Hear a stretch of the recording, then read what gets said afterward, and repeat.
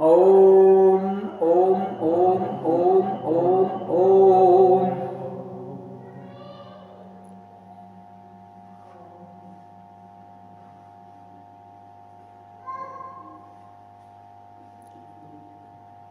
Sir देख के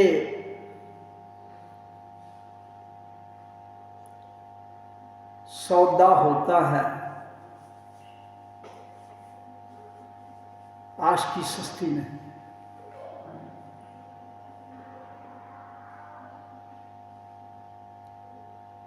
तो जहां सत्संग में इसका अर्थ क्या है, जो ये एक भजन गाया गया है, सर देख के सौदा होता है, आश की सस्ती नहीं है।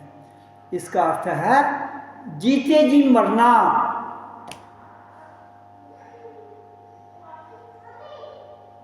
जो जीते जी मर के जिंदा हो सकता है वो अपने लक्ष्य तक पहुंच सकता है,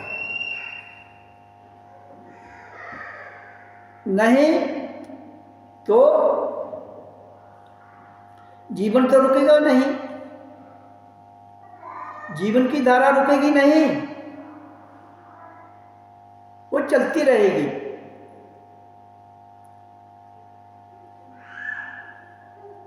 तो जीवन फिर चला जाएगा, फिर क्या करोगे?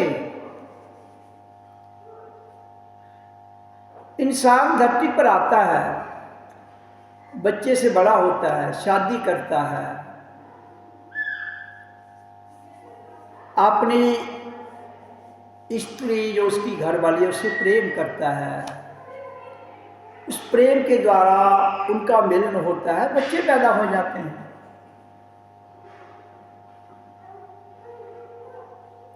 ये प्रकृति का नियम है, ये किसी ने बनाया नहीं है,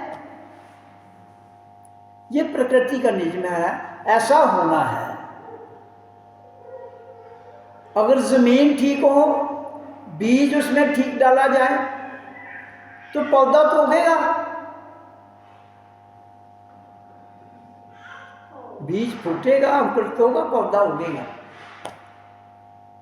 जिस तरह जड़ पदार्थ धरती पर हैं, इसी तरह इंसान के अंदर जड़ पदार्थ भी है, सूक्ष्म भी है, अति सूक्ष्म भी है और चेतन भी है। बाकी चीजों के अंदर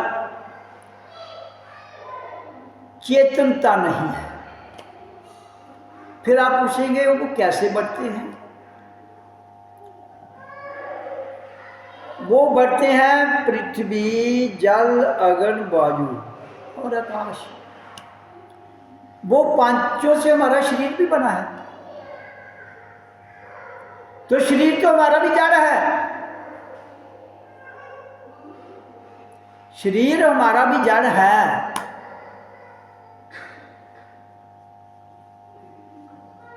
अब इसके अंदर चेतना जब आती है, पूर्णता, परमात्मा का अंश आत्मा जब इसमें प्रवेश करता है, तो ये शरीर जड़ होते हुए भी उसकी अलौकिक शक्ति के द्वारा गतिशील हो जाता है।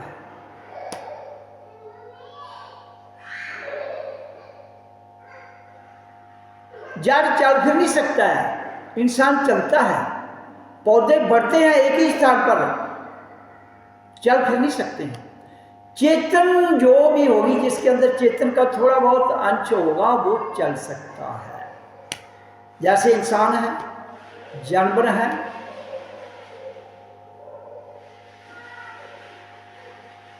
उड़ने वाले पक्षी हैं, उनके अंदर विकसित चेतनता नहीं है, सूक्ष्म है वो। इंसान के अंदर विकसित चेतन और चैतन्य दोनों है, वो है आत्मा। चेतन और चैतन्य क्या है? आत्मा। वो केवल मात्र इंसान के भीतर है और किसी के भीतर नहीं है। तो तुम अगर जानवर भी तो बच्चे पैदा करता है, उसके अंदर चेतनता नहीं है, चैतन्य भी नहीं है वो, तो वो जैसे जन्म लेगा वैसे ही वो क्या होगा, बड़ा होगा, खाएगा पिएगा, जो मिलेगा खाएगा पिएगा, चला जाएगा। अगर इंसान ने भी वही कुछ करके चले जाना है तो फिर एक पशु और इंसान में क्या अंतर है, बताइए मेरे को, है नहीं है ना?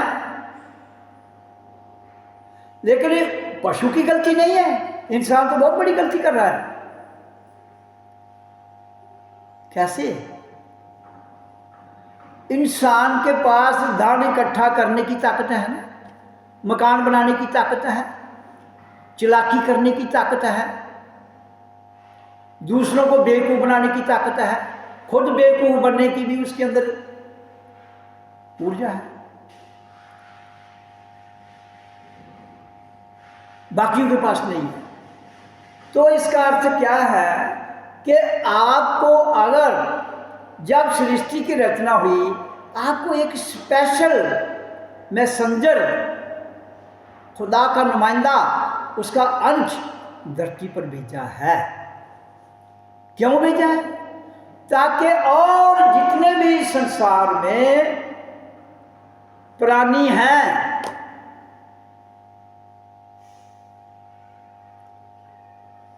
और प्रकृति है, इसका बैलेंस समभाव बना रहे। ये ताकत किसके पास है? हम सब के पास। लेकिन हम उस ताकत को भूलकर किया क्या हमने? अपना करैक्टर छोड़ दिया, आत्मा का, प्रकृति का और जानवरों का करैक्टर ले लिया। तो फिर यहां पर दुर्गति नहीं होगी तो ऊर्ध्व गति कैसे होगी?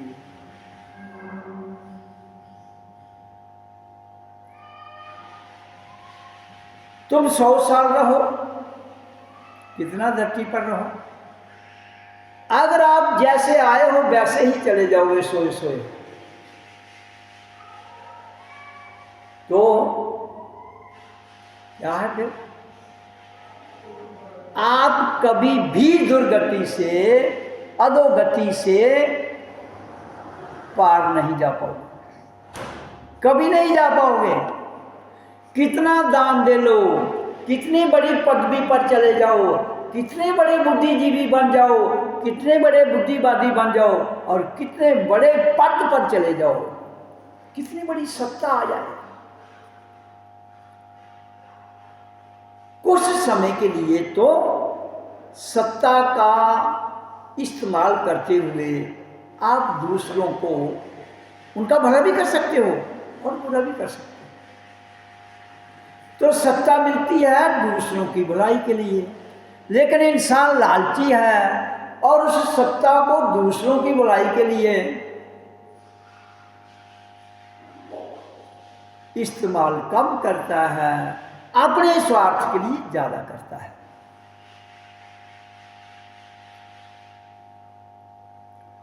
तो फिर मानव जो था उसके अंदर क्या हुआ? बैलेंस बिगड़ना शुरू हो गया।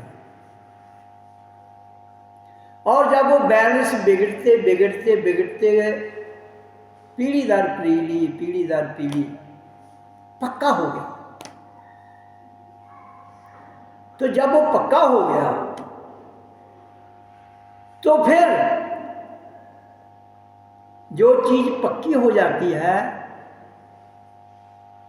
वो आसानी से हटती नहीं है, फिर उसके भीतर एक मुस्नुई ताकत आ जाती है, मुस्नुई में टेम्परेरी, और वो मुस्नुई ताकत के द्वारा वो से व्यभीत हो जाता है। मैंने कहा ना, यहां सब ही मुस्नुई है स्वाय आत्मतीय शक्ति की, स्वाय सनातन ऊर्जा के, सब कुछ मसनूई है।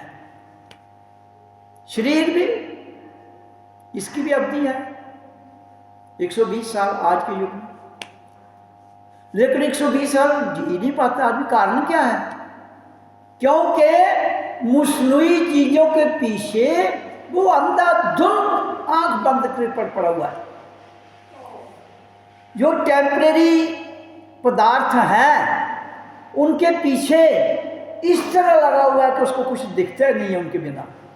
और जो सच है, जो सनातन आत्मतीय शक्ति है, उसकी ओर जाता ही नहीं है। जब हम सत्य बोलते हैं, हम किसी के खिलाफ नहीं बोलते हैं, हम सत्य की वाणी जब कहते हैं तो वो कहते हैं ये आदमी कहाँ से आ गया, ये हमारे देवी देवता को खंडित कर रहा है। हम किसी को खंडित नहीं कर रहे हैं। ये सारी मुस्लिम शक्तियां हैं, आपके तथाकथित बनाए हुए देवी देवता, आपके तथाकथित बनाए हुए क्या रीति रिवाज, आपकी बनाई हुई मान्यताएं, आपके माने हुए स्टीरियोटाइप्ड कस्टम्स, ये सब मसनूई है, टेम्परेरी है। उनमें तुम बुरी तरह फंस गए हो बंधुओं। और जो आत्मतीय शक्ति सनातन है उसकी ओर ध्यान नहीं जाता है।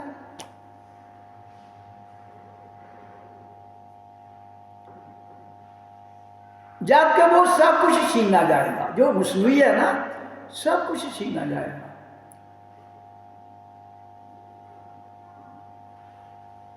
तो फिर जब सब कुछ वो छीना जाएगा, वो आपके साथ जाने वाला नहीं है। तो जो आपके भीतर सत्य ते जन्म के समय आया है वो ही जाएगा ना। लेकिन उस सत्य को उस सत्य में मिलना है जिससे वो सेपरेट हुआ है। शरीर प्रकृति का है, ये तो मिल जाएगा, छूट जाएगा, जला दिया जाए, दफना दिया जाए, पानी में बहा दिया जाए, कोई फर्क नहीं पड़ता है। जानवरों को डाल दिया जाए, इससे कोई नहीं है। तो इसलिए यहां मेरा कहने का भाव है कि जो मसनूई पदार्थ हैं वो समय की धारा में उनका परिवर्तन हो, नाशवान हो जाते हैं या परिवर्तन हो जाता है। लेकिन सनातन ऊर्जा में कोई परिवर्तन आता नहीं है। वो जैसी आई है वैसी ही रहेगी, और जहां से आई है वो उसका करैक्टर आज भी वैसा है, जिस दिन आई उस दिन भी वैसा था, और हमारे भीतर उसका करैक्टर वैसा ही है जैसे उसका अपना है। वो नहीं बदलता है। वो सत्य है जो नहीं बदलता है, उसी को सनातन सत्य कहते हैं।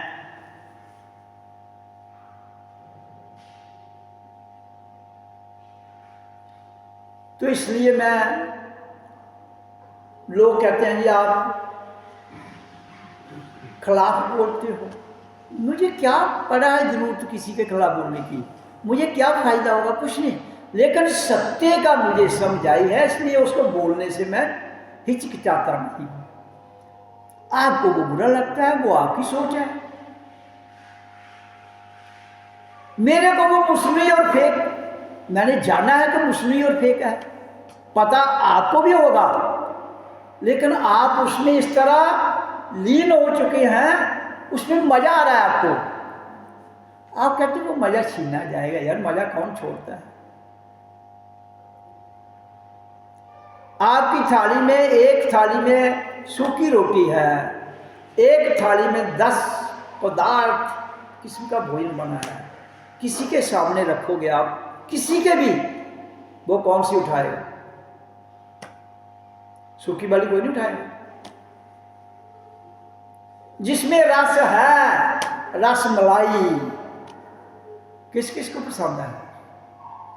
कोई ऐसा भी है जिसको नहीं है? वो कोई नहीं मिलेगा।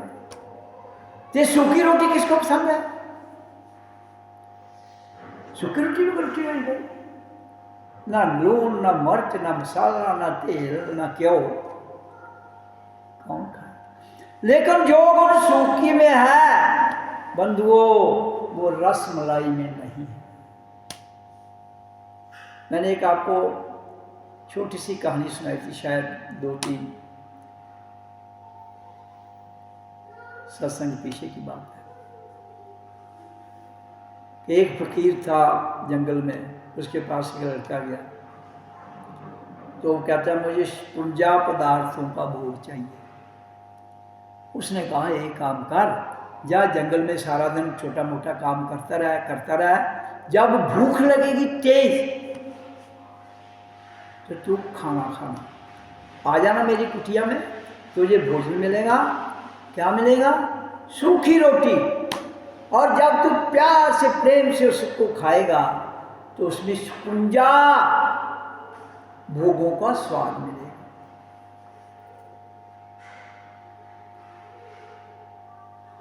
तो अगर तेरे को भूख नहीं है तो फिर 56 पदार्थों का भी स्वाद नहीं लगेगा।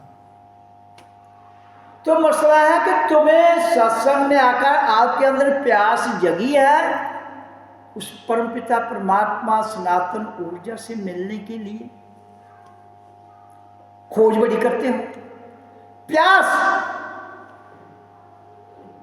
प्यास लगेगी तो पानी पिए आदमी का आनंद आता है। अगर ढिड भरो रहा तो तू पिलाते जाते उन्होंने उकड़े कड्डी ना बात।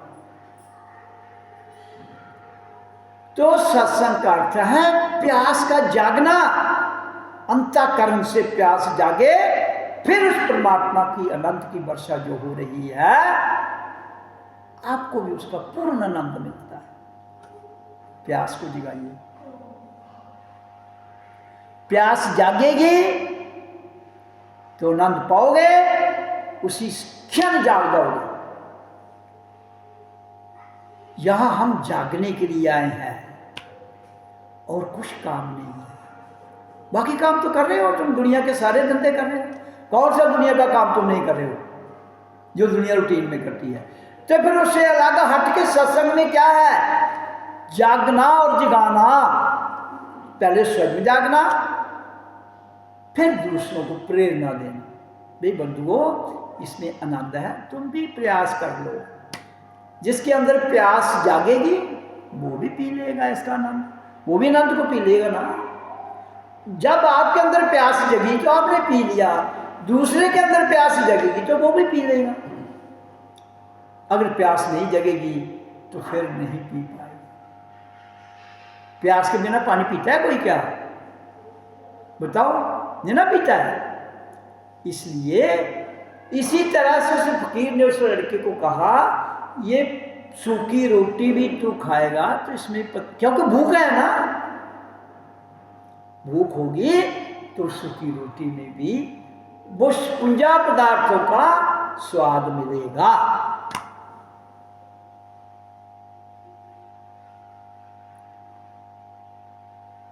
फिर वो कहता है मैं संन्यास तब लूंगा अगर मुझे मखमली बिस्तरा मिले।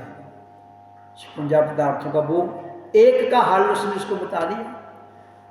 उसने कहा काम करते करते जब तुम थक जाते हो फिर नींद भी लगती है ना, जब नींद लगेगी तो तुम ये पत्ते हैं ना जो कुटिया के आगे पीछे इधर सो जाएगा तो नींद में मस्ती आ जाएगी। अगर तुझे नींद नहीं आएगी तो फिर गोलियां खागा, फिर मखमली भी क्या करनी है, फिर मखमल भी क्या करेगा, उधर भी नींद नहीं आएगी। तो इससे सिद्ध क्या होता है? इससे प्रेरणा क्या मिलती है हमें? प्यास है तो पानी पीने का आनंद है, भूख है तो सूखी रोटी खाने से भी 56 पदार्थों का भोग में स्वाद मिलता है।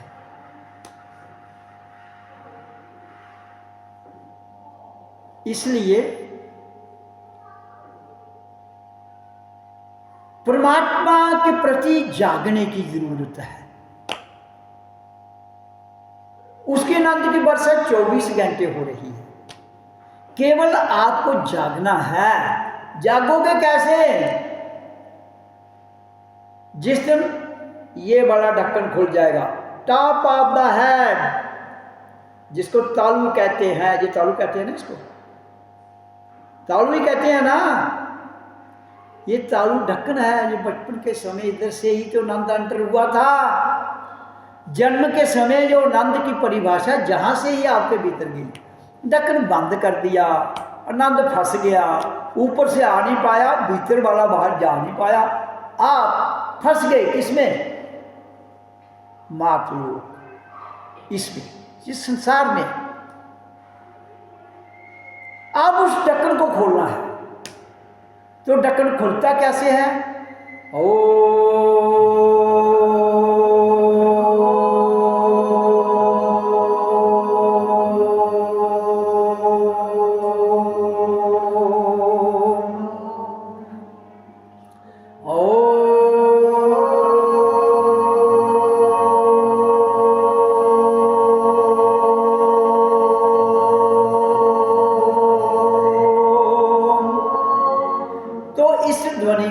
उच्चारण 24 घंटे में हर 6 घंटे के बाद 20 मिनट उच्चारण, फिर शांत भाव में श्वास क्रिया को लंबा लेना, लंबा छोड़ना, फिर 20 मिनट ओम सो अहम ओम, नेचुरली श्वास आ रही है उसको देखना, और 20 मिनट सावासन में लेना।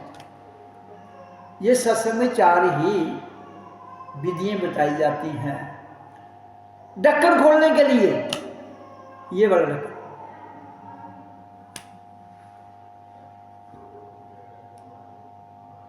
बाजार से चीज लाते हो ना, तो जो सील बोतल पर लगी होती है, उसको खोलने के लिए कितना जोर लगाते हो? चाकू से काटते हो, फिर जोर लगाते हो, फिर जाकर खुलता है ना। ऐसे ऐसे में आस्ते आस्ते मरोड़ते रहो तो 100 साल भी नहीं खुलेगा। खुलेगा? बताइए ना। जब वो नहीं खुलता है आस्ता आस्ता तो जोर लगाना पड़ता है, काटना पड़ता है। इसी तरह से आपके भीतर ये ढक्कन जो है इतनी आसानी से नहीं खुलता है। इसके लिए भी ओम का उच्चारण डट के करना पड़ता है, फिर जाकर ये खुलता है। वो स्वाद वाली चीज है ना, उसके लिए जोर लगाते हो, बाहर से पता लग रहा है। ये आनंद वाली शक्ति है, ये आनंद की शक्ति है। इसको थोड़ा ज्यादा मेहनत करनी पड़ती है। जब स्वाद के लिए मेहनत करते हो बंधुओं, गुरु का यही प्रेम से आदेश है कि इसको आनंद के लिए खोलो। वो स्वाद के लिए खोल रहे हो ना कि माया में, वो भी खोल लो, लेकिन इसको भी खोल लो। जहां से आनंद मिलेगा वहां से स्वाद मिलेगा, वहां से भोग मिलेगा, यहां से ब्रह्म ज्ञान मिलेगा।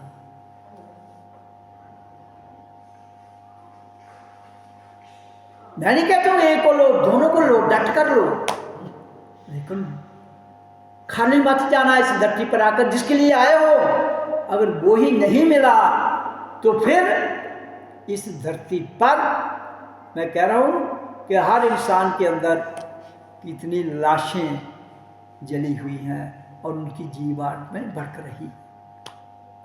उसके लिए ड्रामे ढूंढते हो, कोई श्राद्ध करांदा, कोई और ड्रामे का। भाई शरीर चला गया, श्राद्ध कराने से कोई होगा कुछ नहीं। हाँ, मुक्ति के लिए कोई संत महापुरुष है, उसके लिए श्राद्ध की जरूरत नहीं है, वो वाणी से भी मुक्त कर देता है। उसके अंदर क्षमता होनी चाहिए। तो दूसरों पर डिपेंड रहने के बजाय स्वयं ही संत बन जाओ, स्वयं ही डॉक्टर बन जाओ, रूहानी डॉक्टर बन जाओ स्वयं ही। जब स्वयं डॉक्टर बन जाओगे तो आपको किसी के पीछे भटकना नहीं पड़ेगा। खुद मरीज खुद डॉक्टर, इलाज फट, मरीज खुद, डॉक्टर कोई और। तो डॉक्टर पहले तो बीमारी ही ढूंढता रहेगा, अगर पता लग गया फिर दवाई देगा, और उस दवाई ने टेम्परेरी रिलीफ देना है। मैंने कहा ना यहाँ सब कुछ टेम्परेरी है, आनंद परमानेंट है। उधर तुम टेम्पररी डॉक्टर बन रहे हो, इधर आनंद को जब जान लोगे ध्यान के माध्यम से तो आनंद के डॉक्टर बन जाओगे। फिर स्वयं को तुम आनंद की परिभाषा ही दोगे। फिर अगर बीमार है आप, खुद ही आनंद के डॉक्टर हैं, बीमारी खत्म, मुस्नुई बीमारी खत्म, आनंद मिल गया। वही तो जीवन का लक्ष्य है। और क्या है आपका लक्ष्य? बच्चे पैदा होंगे, दूध पिलाओगे, खाना खिलाओगे, बड़े हो जाएंगे, बड़े होने के बाद वो टाटा मम्मी, टाटा पापा, टाटा जाओ टाटा, यही कहेंगे ना। आओगे आओ जी, जाओगे जाओ जी। इससे ज्यादा क्या करेंगे वो आपके लिए? करेंगे कुछ? क्या नहीं करेंगे भाई। लेकिन है कि जब आपने आनंद की परिभाषा और प्रत्यक्ष में आनंद को पा लिया है तो आप भी अपने बच्चों को दे सकते हो, उनको सिखा सकते हो, उनको बता सकते हो बेटा ये आनंद है, इसे भी ले लो। भोग तो बाहर से मिलता है, आनंद भीतर से मिलता है।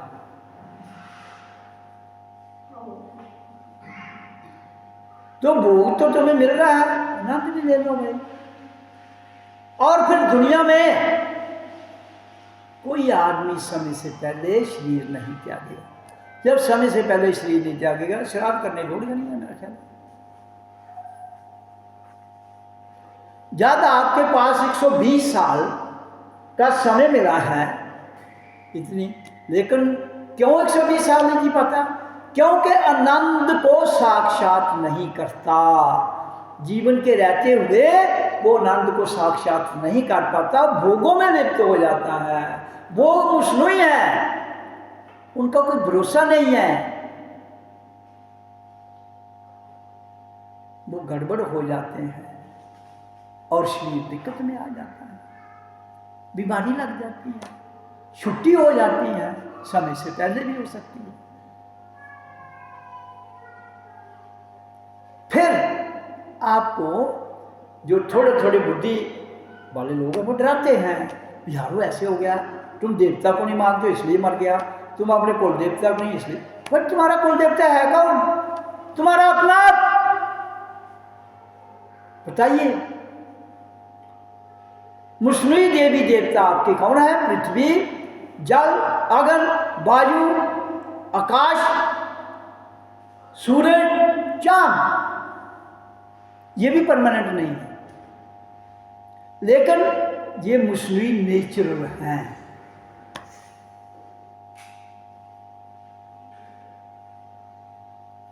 और इनको जान लो।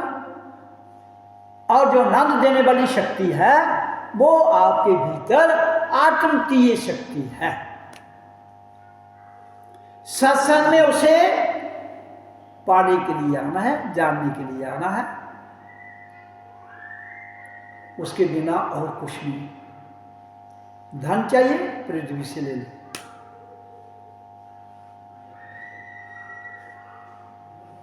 कहानियां करनी है तो संसार से सीख लीजिए।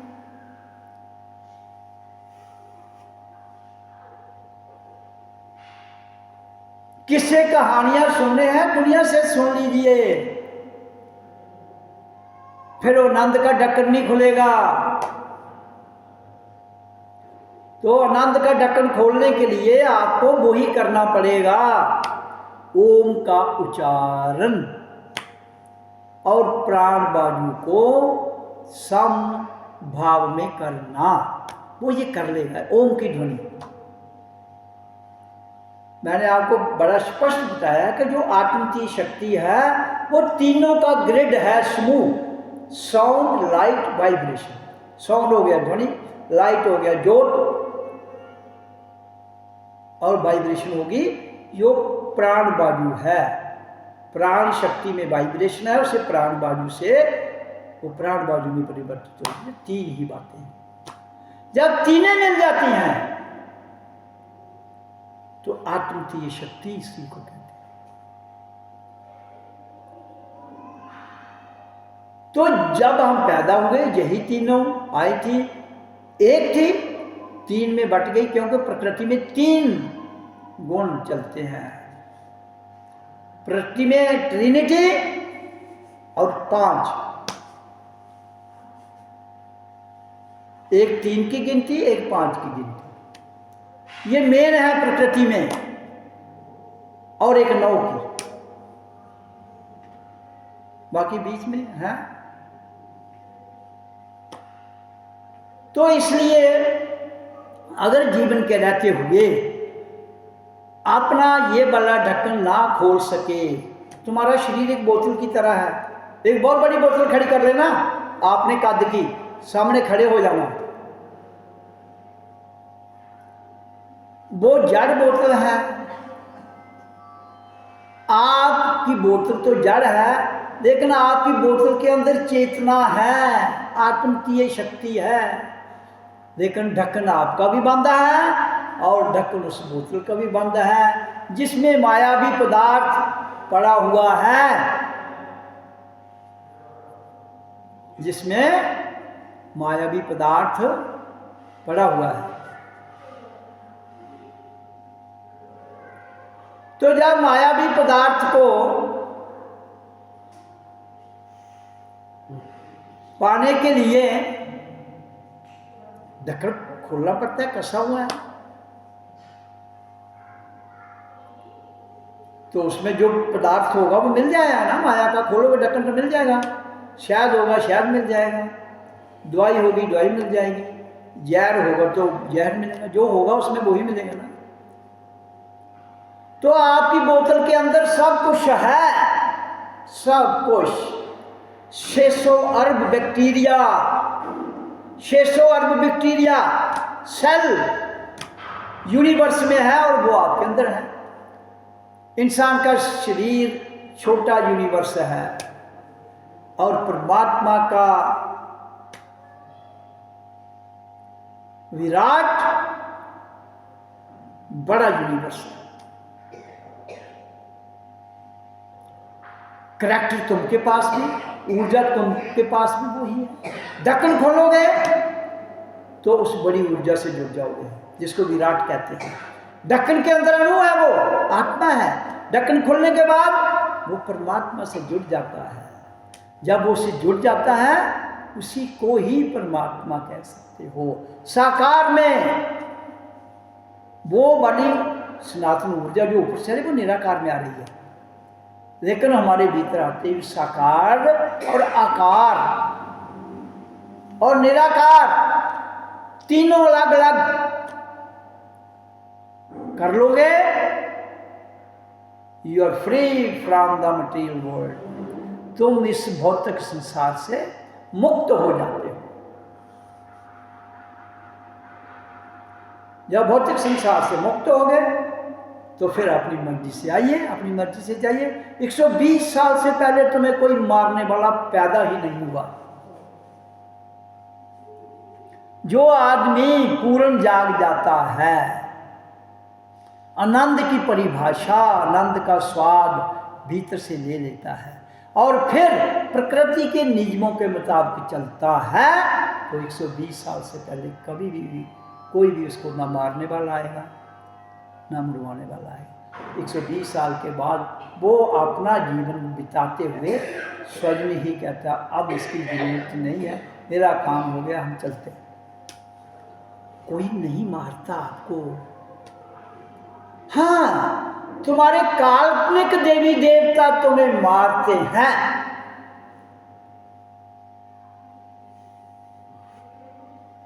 इसलिए तुम उनसे डरते हो। परमात्मा किसी को मारता नहीं है,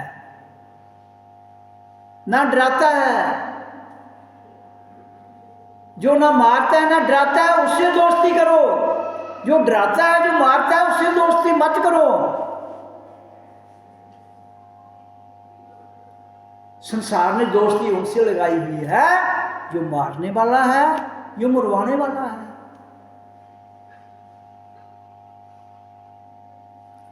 मैं कहता हूं, जो मारने और मरवाने वाले हैं वो आपके सेवक हैं। तुमने सेवकों को सिर पर चढ़ा दिया। जैसे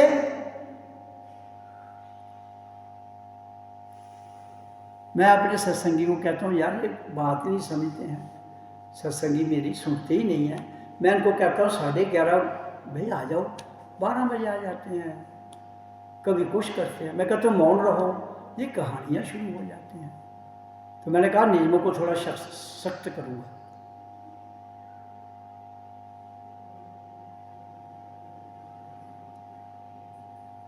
क्यों? पहले मैंने सोचा था कि ये मेरे जैसे ही हैं, मेरी बात को सुन लेंगे, लेकिन ये नहीं सुनते हैं। ये पूरे चढ़ देंगे, ये गुरु है, ये है, मर्जी की आए, मर्जी की इधर चलिए, मर्जी की कहानियां पाई हुई। मैं कितनी छूट दूं, मुझे बता दीजिए। छूट बहुत हो चुकी, बहुत हो चुकी, अब छूट नहीं मिली।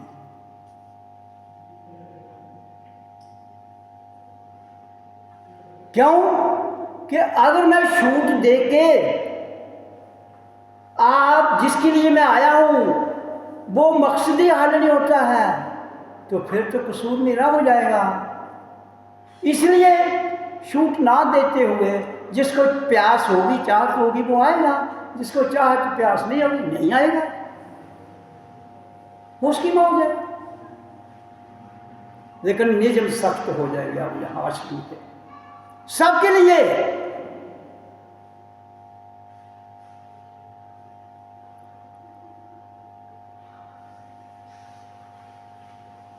तो इसलिए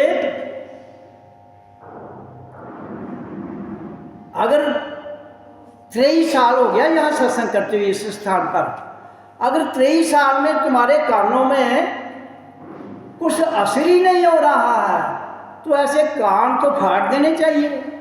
क्या करने रख के, जिनके अंदर कोई बात ही नहीं घुसती। आपके अंतःकरण में अगर अमृत की वर्षा ही नहीं जाती, तो ऐसे अंतःकरण को भी रखकर क्या करोगे?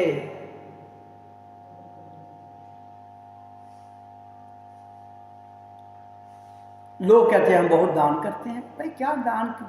मैंने बहुत बार कहा है, ये दान बान सब सोकर दे रहे हो, जाग कर दीजिए, जाग कर, जागो। दान का अर्थ पता क्या होता है? कौन दान देने का अधिकारी है और किसको दान देना चाहिए, पता है आपको?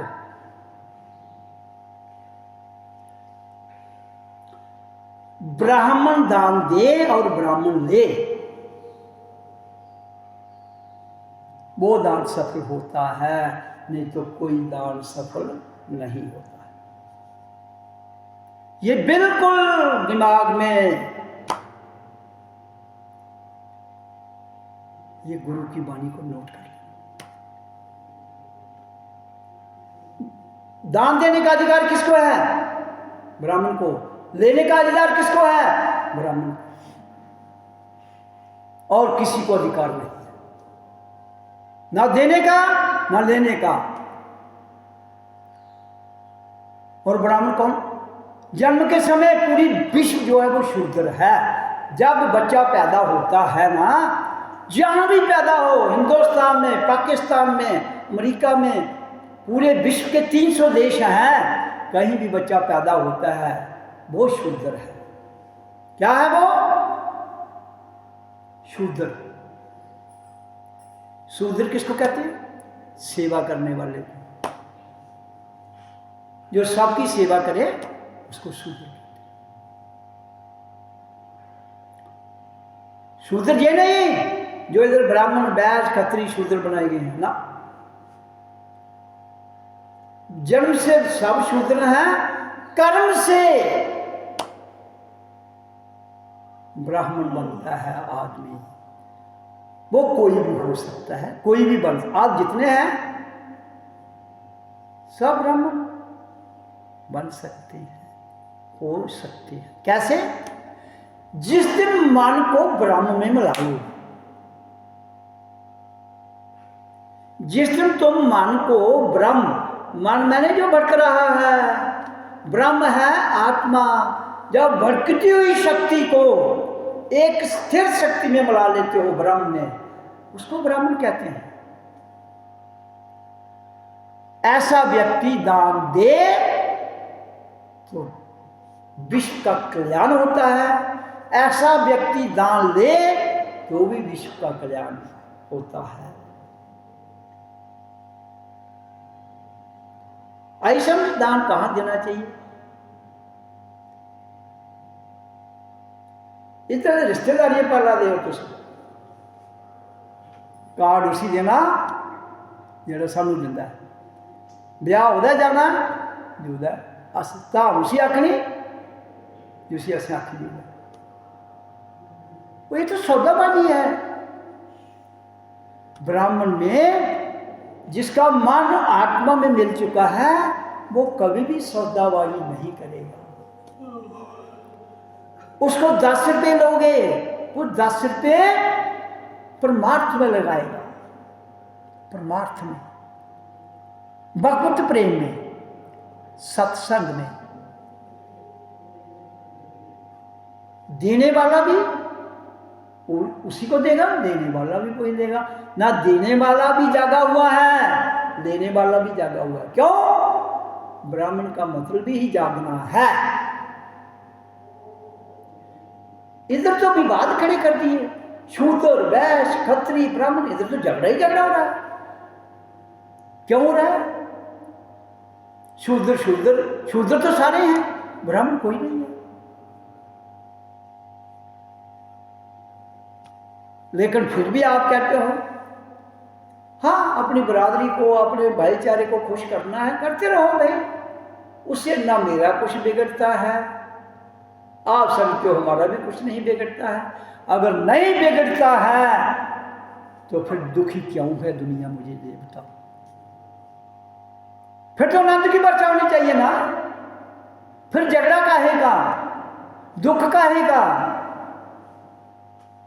द्वैत भाव काहे का, राग द्वेष काहे का, तेर मेर काहे की, बताइए। फिर नकली मोह काहे का।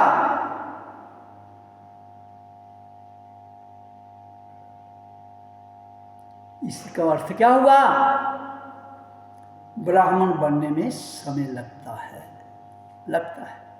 अगर जो बन गया है तो मेरा उसको दोनों हाथ जोड़कर प्रणाम नमस्कार। जहां जितनी भी जनता बैठी सबको मेरा नमस्कार। लेकिन जो ब्राह्मण बन गया है उसको मेरा झुक कर प्रणाम।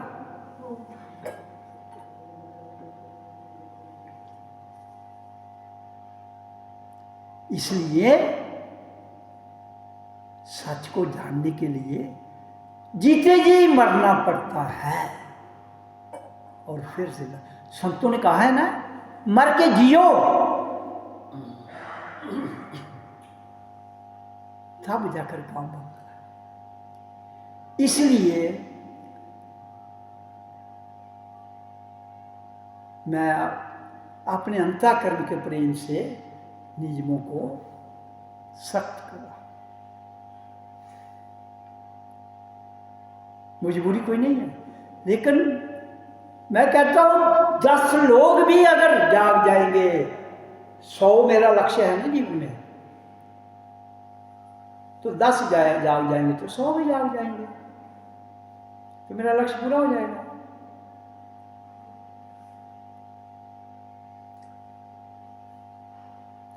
तो इसलिए, और उसके लिए स्वाय ओम के उच्चारण के और ध्यान के दुनिया में कोई मार्ग नहीं है,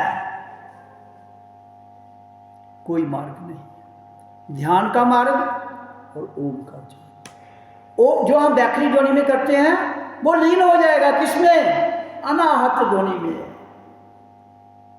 और जो बाहर जोत दिलाते हो वो भी लीन हो जाएगी आंतरिक जोत में। और बाहर जो कहानी वाइब्रेशन छोड़ते हो वो लीन हो जाएगी आंतरिक तरंग में। फिर आप जाग जाएंगे। तो काम हो गया। बोले जिसके लिए इंसान धरती पर आया है, मैं कौन हूं, कहां से आई हूं, किस लिए आई हूं, जाना कहां है, पूरी समझ आ गई।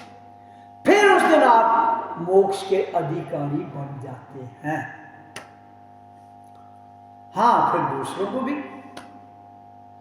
मोक्ष के अधिकारी अपनी संगत के द्वारा, अपनी वाणी के द्वारा और उनसे क्रियात्मक जीवन में अभ्यास कराते हुए संभव हो जाता है।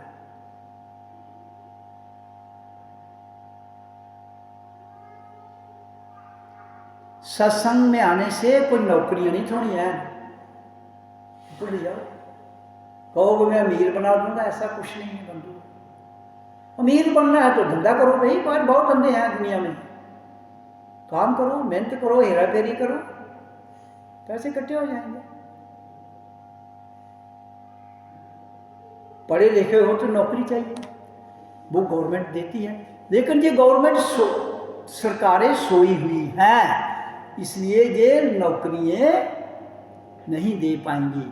10 को दे दी, 90 का दिलवा देना,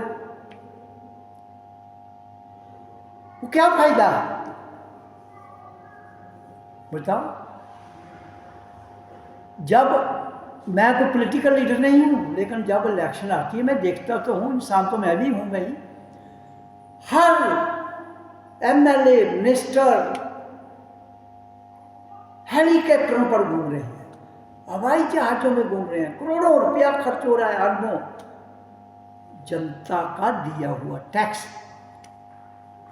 इन्होंने थोड़े कमाया हुआ है, जनता का दिया हुए टैक्स पर ये राज भी करते हैं, टैक्स भी लेते हैं, मौज मस्ती खुद मानते हैं और जनता को दे देते हैं टुकड़े। ले लो वे टुकड़े, बंटो, बट जाओ, डिवाइड रहो और खाओ। हमारी धरती पर इतनी अर्थव्यवस्था रिच है कि हर आदमी सुखी है, हर आदमी के पास सब कुछ हो सकता है, हर आदमी के पास इतना। इस धरती के अंदर 600 अरब पॉपुलेशन हो जाए इंसान की, उसको भी बड़े आराम से पा सकती है। अभी तो 8 अरब हुई है, 600 अरब। तो इधर किसी हमारे स्टेट में तो ऐसा नहीं है, जम्मू कश्मीर में सबके पास मकान है, रोटी है, कपड़ा भी है। बाहर देखो ना, पूरे विश्व में लोग भूखे हैं। पैसा जनता का, मौज मारने वाले ये लोग। तो ये जनता का भला चाहते हैं अगर सच में, क्यों नहीं जगाते अपने आप को? पहले जगाएं, पहले अपने आप को जगाएं, फिर काम करें। जाग कर किया हुआ काम केवल वही कर सकता है जिसका मन और ब्रह्म मिला हुआ है, उसको ब्रह्म कहते हैं। वो कोई भी हो सकता है, हिंदू, मुसलमान, सिख, ईसाई, बौद्ध, जैन। जैसे गुरु की कोई जात नहीं है, ब्राह्मण कोई जात नहीं है, ब्राह्मण एक पदवी है, ब्राह्मण एक सीट है।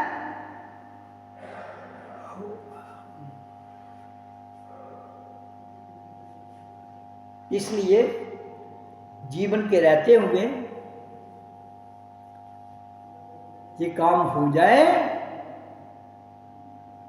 तो बड़ा अच्छा है, नहीं हो तो बंधुओं बड़ा कठिन है।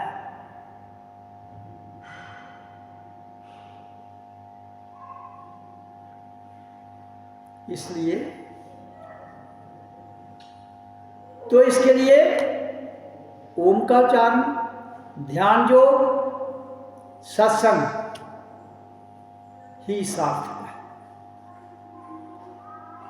ओम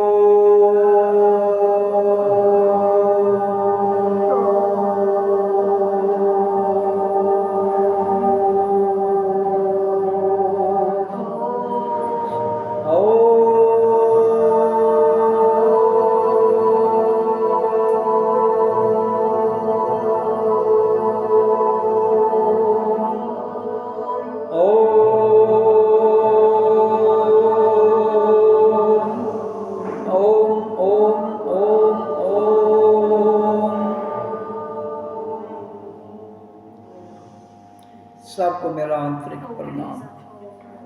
ओम नमो नमः। ओम सच।